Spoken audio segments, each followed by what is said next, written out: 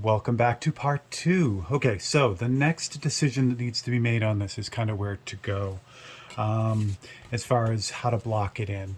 So there are different things that I think about. If you followed me on Instagram or Facebook, you've seen a lot of these 543s that I do, these small black and white paintings. These are designed to be really, really quick. They're while they look really solid in the way that they're painted, there's actually a lot of transparent layers going on here. For instance, a lot of the gray that you see here is not gray paint. It's actually, you're seeing a lot of the paper kind of come through. So this makes this really quick because then essentially I'm just dealing with the really light areas, the highlights, and then these darker areas, and then I'm fading to get these grays. So I'm not actually using a paint, a different color.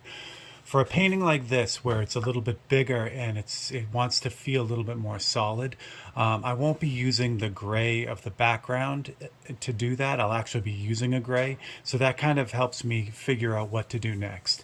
So essentially here, I want to kind of keep kind of blocking things in. So what I think I'm going to do is I'm going to start with the shadow that's under the car and then blocking in the dark areas of the wheels and maybe some of the really dark areas like in the grill here. So these dark areas here that are just going to be, you know, really almost black. What I'm not going to do is the body yet. That'll come a little bit after. But all these little dark areas here, like inside the wheel wells, those will get kind of this next step. And then I can make a decision on the front of this. Again, this car is in direct sunlight. I'm not really going to do that here. I'm going to fade that out a little bit as it kind of comes forward. I do like this line here, but it's not going to be as pronounced. So that's what we'll do. So in order to do that, I'm going to, again, cut out a photocopy of only the areas that I really want. Grab my cutting mat here. My last cutting mat, my small one, I actually attached a big magnet to the back, so it was nice. The cutting mat would also kind of just hang there like everything else. And the problem was the cutting mats wear out over time, especially, you know, the way I use them. Like I'll use them right in this area, and then even if I flip it over, it's really in the same area. It's right here. So even though I'm, you know, conscious that I'm really wearing out one area, I could just move over and cut in another place. I just still do it, and I don't know why. So anyway, these wear out. So if I attach a magnet permanently to the back, eventually I'll lose the magnet too when that mat is done. So maybe there's a way to temporarily kind of stick it on the back and do that, but haven't quite got there yet. All right, so it's really easy. It's really anything that's really dark. Again, while I can do some subtle variations in those darks, for the most part, this is still really just kind of blocking everything in. So it just has to kind of be the entire area. I can make more detailed decisions as I go. What I'm going to do for the wheel right here, I think what I'm going to do is I'm going to do the front part of the tire because it's almost completely dark. But I'm going to leave the actual wheel here. So that way I can do a little bit more modeling. I'm thinking this is still going to be monochromatic even though this car is black in the photograph. If I were to do this painting in color, there'd be a lot of blue in it, a lot of other colors, even though it's really just a black car. But since I'm doing this monochromatically, I'm only using white and black. It's gonna be a little bit simpler than that. So the wheel, for instance, the wheels, generally tires in the sun turn this kind of brownish color, but in this there's not going to be any of that. But still, I'm gonna, you know, just kind of deal with the values and not the overall color. All right, so just kind of get everything cut out. There is a curb here, so that's lit up a little bit, but I'm going to ignore that. What it does allow you to see is a little bit of the detail on this tire, but I'm still going to just kind of omit it for now. Make things simple. Okay, the other side here where the shadow is. And the same deal here, I'm going to cut out the front of this back tire, but not the actual tire itself, the sidewall essentially.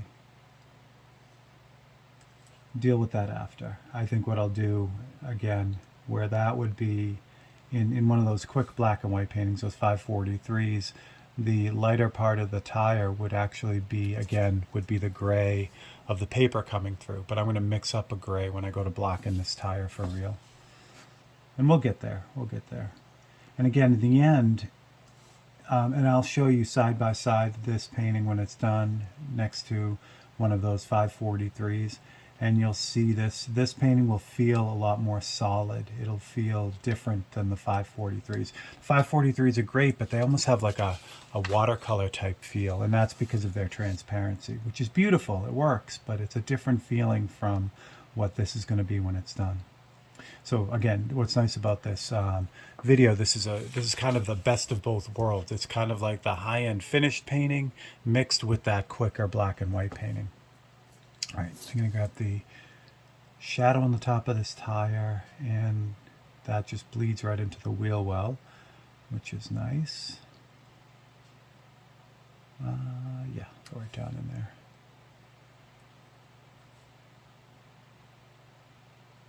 Not overly worried about this trim, you know, I mean, I could use adhesive masks on this to really keep that, you know, that trim clean, but I'm gonna, again, it's everything gets paint, so that trim is going to be painted in by hand, you know, with a paintbrush, so I'm going to go over it anyway, so I don't really care if I get overspray on it right now.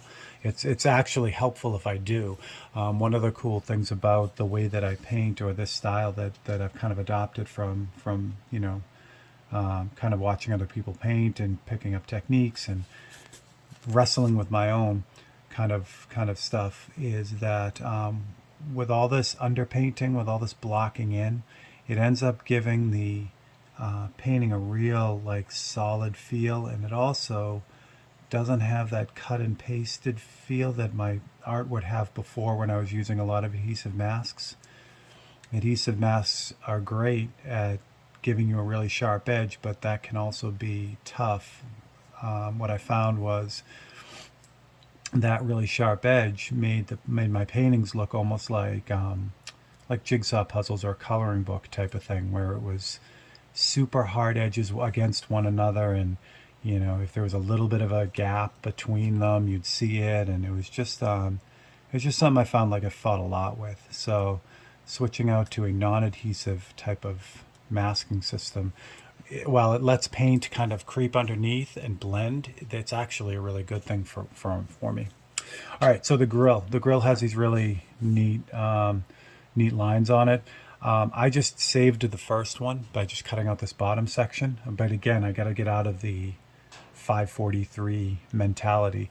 What the 543 mentality was, I would leave all that and then just clean it up, but I'm going to actually be painting these lines in as well. So what I think I'm going to do to make my life easy, or to kind of complete this in the right way, is I'm just going to ignore all those chrome details on the grill and cut that whole thing out, and I'll put the white lines in after.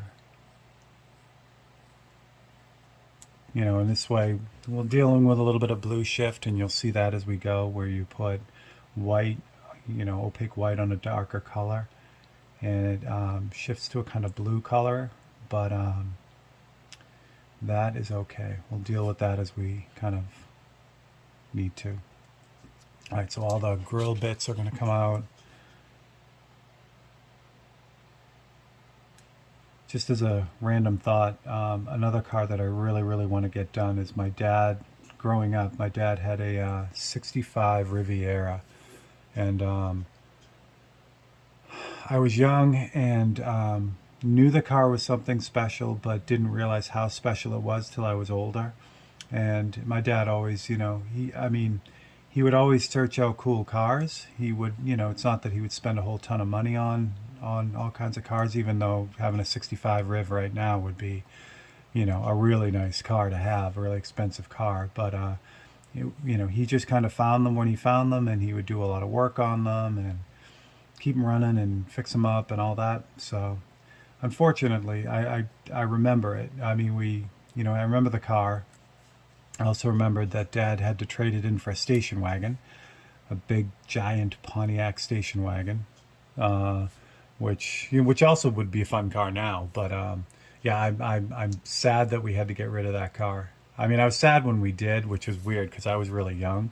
But looking back, now I'm really sad. I would really have loved that car. Silver, black top. It was just beautiful.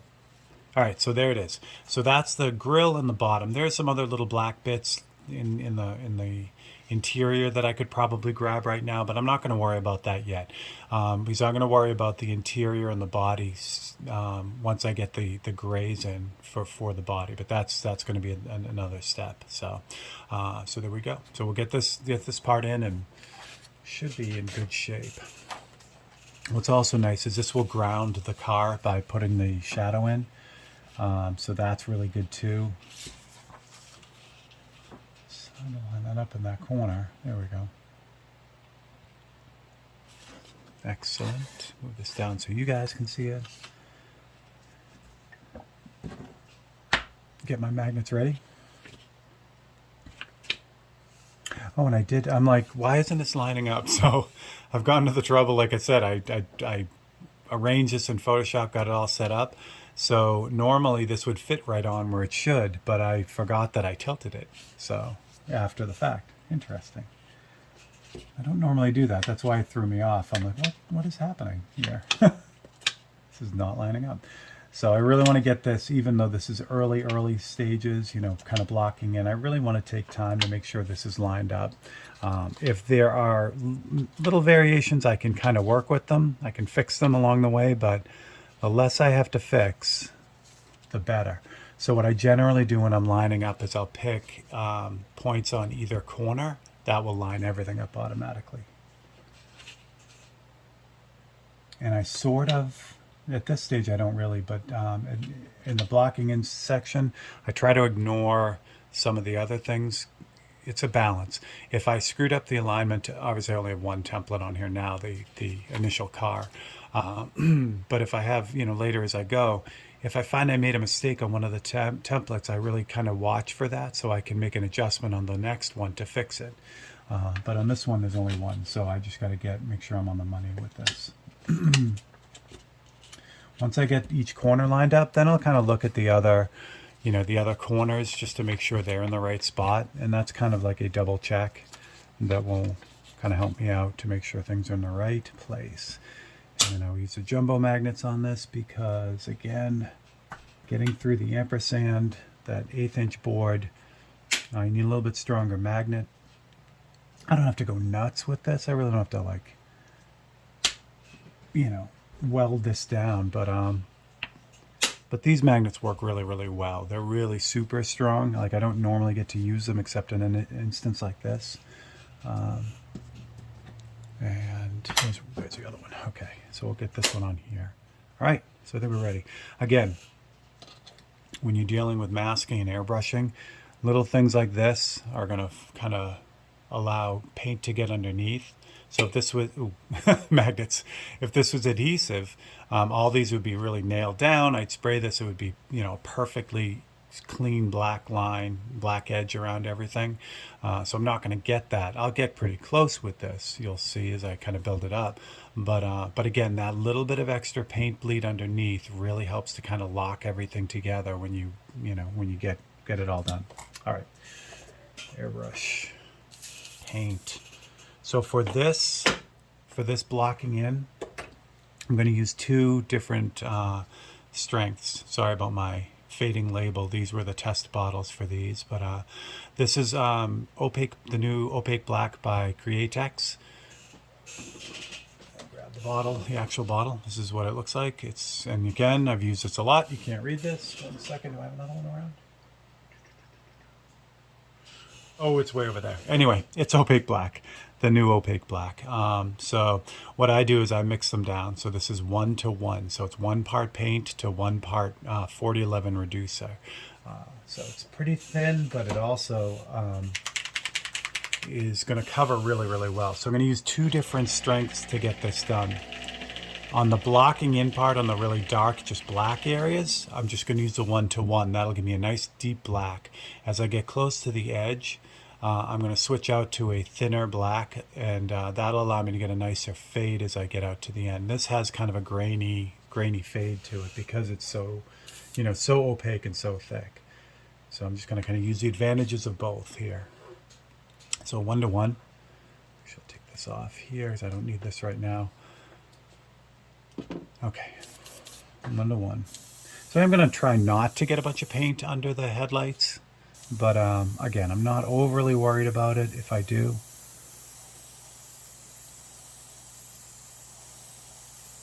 And just really light layers, and I'm working with the edge of the template. I could probably hold that down a little bit more, but again, it's not super dire that I have a absolutely positively sharp edge on any of this. By working in light layers, light drier layers, I actually give myself a good shot at having a really nice tight edge. If I really hose this down with a ton of air, the air is what's pushing the paper up, and that allows the paint to get underneath. So that's really what I'm kind of keeping an eye on. Where the overspray really happens is when I'm spraying in the middle of a section like this. So as I'm spraying in the middle, both sides get pushed up, and that's when the paint gets underneath. It's not when I'm painting on the edge. You would think it would, be when you're working on the edge, that's kind of when it happens, but it isn't. It's when you hit the middle and everything is blown up on either side. That's when you get the paint underneath. And the other thing that happens with these paper photocopies is once they get paint on them, they'll start to crinkle and curl. They'll lift up like this bottom section is a little bit here. So that's when you get paint underneath too. All right, so the shadow underneath. And I'm going to zoom you guys in a second, because I'll show you the graininess of this. I'm just going to get the bulk of it done so you can see it. There we go.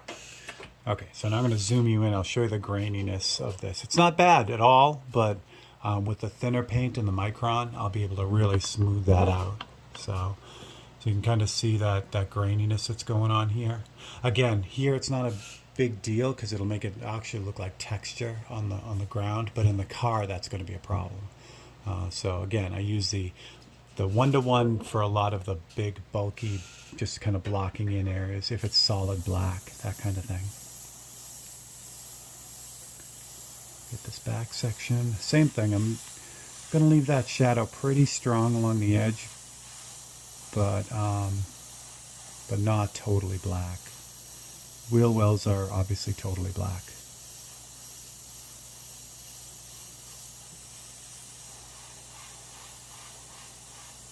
And that little bit of the bumper.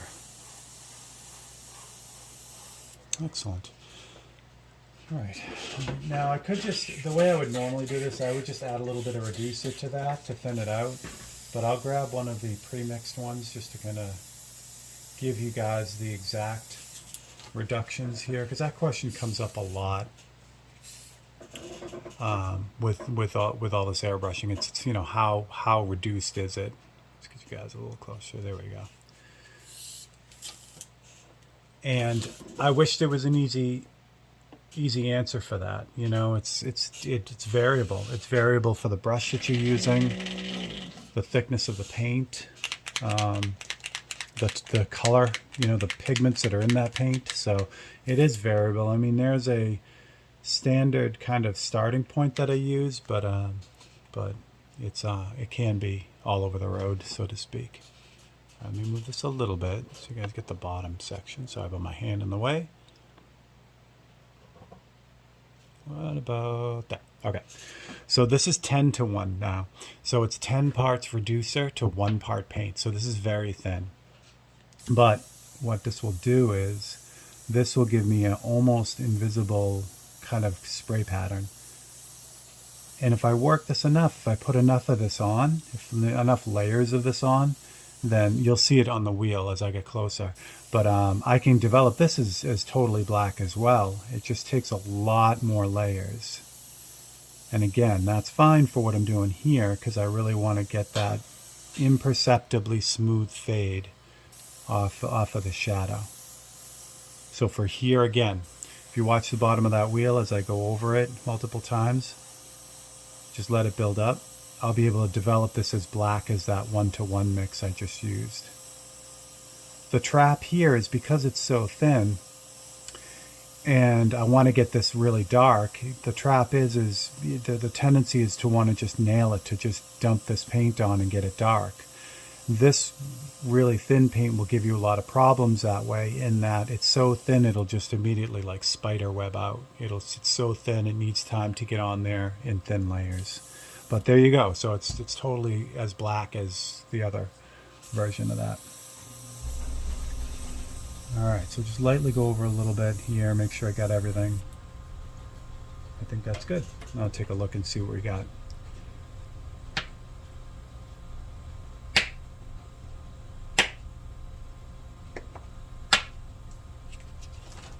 Wonderful. Good. See what I mean about this? You got a little bit of underspray on this light. It's not going to matter at all. It's all going to be painted in with the chrome. And you also see how this this fade now is actually came out really clean on the white part. There's no overspray on the white part, which is perfect. I sometimes have to do a little bit of cleanup on that if I want that nice sharp edge there. If that had bled underneath like it did in the headlight onto the bottom, I would take some white and then go back over this really lightly, with the reverse mask, so that would really kind of get that all where it should be. But we are looking pretty good here. One thing that's kind of bugging me is there's a little bit of there's a tiny little hair that's stuck right in the black paint here. I don't know how much that's going to show in the end, so we're going to take it out. So the way I'm going to do that is, actually, I'm going to zoom you guys in. It's going to be a little bit tough to hear. Get that there. Now you can see that little hair. So what I'm going to do is I'm going to just kind of scratch at it with the knife until I get it out.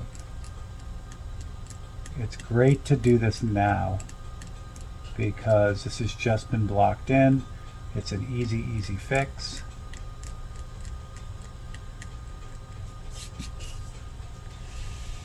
Whereas if I decided to do this later, after I got all the details in, that's a whole different story trying to fix this.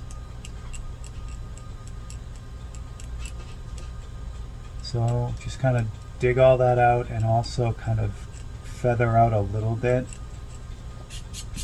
so that I'll remove any dimension of paint, because the paint had built up on that. And I don't want that. Now, there it is. So next thing I'll do is I'll grab my eraser here, just an pencil eraser. A little bit aggressive, it's not quite a typewriter eraser. This is the Venus 605B. This is a typewriter eraser. This is very aggressive. It's not quite like that. This is the next one down. This is a 7058B. And so this has got some give to it. What I use is almost like sandpaper. So what I'm doing is I'm just kind of running around this little repair right here around the edge, and with a pretty light touch. But what I'm doing is I'm just kind of eliminating any edge that's going to be on there. Perfect. That's good. Twist this back and have the same template ready to go. Just use it, so that makes it convenient.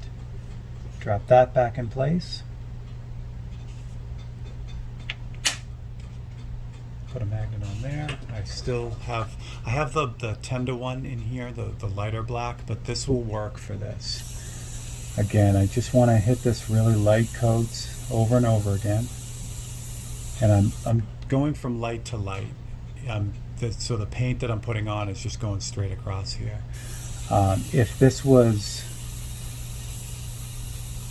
anywhere else in the painting, like if it was later on in the painting, and it would needed to be more of a strategic fix, what I would end up doing is I would actually spray right on the damaged part to catch it up close to this, and then I would spray the whole thing. But because this is blocked in, it's early on in the painting, I can just kind of hose this whole thing down. Do it all together. So there's still a little bit of that mark there from where I dug it out. You can kind of see it right there. But I'm okay with that. That'll get covered up by all the layers of paint that will go on top later. So I'm not worried about that. It's just that squiggly hair that ran across that was not making me happy. Okay. Good. That is good. So back you up again. Feel for the whole thing. Now at this point, I mean, I could spray this whole thing with 4011, the matte, again, but I don't have to at this point. It's more the background that I'm looking to protect. For instance, like right there, there's some sort of black there. With the matte, the UVLS on this now, it's going to be very, very tough. Very nice surface, so I won't really do, I mean, don't get me wrong, if I bang this top edge, I can get all the way down to the clay board, you know, the clay part of the board, and there'll be a big white ding in there. I've done that. Or I can really, if I really hammer this edge, I can wear this paint off through the UVLS and the paint. But it gives me a fighting chance. You know, it keeps things overall pretty safe while I'm kind of getting it all buttoned up. Before I didn't use the UVLS, the matte on a painting like this. So as I'm handling it and moving it around and working on it and things like that, I would always bang up the edge. So it's, again, a painful lesson that was learned, but it worked out really, really well. All right, so that I think is good for this one. All right. That's clear. Yeah, it looks good. Okay, so join me for the next episode. Again, we're going to try to keep these at about 30 minutes a piece. So that way, again, so it makes it easy for you guys to kind of digest them. You're not watching a 3-hour video, which would be fine. But this way, at least you can kind of take them as they come. It works out a little bit better for everyone, I think, overall. So again, if you have any questions, if I missed something or you just saw something and had a question, just drop it in the comments. If you liked this video, please consider liking and subscribing. That would be fantastic. Love to have you guys around. And yeah, if you have any other suggestions for other paintings, you can either send me a direct message or you can just drop them in the comments too, because I see them all, so that would be great. All right, I'm Steve Leahy. This is the Chevelle painting, and I will catch you guys on the next installment.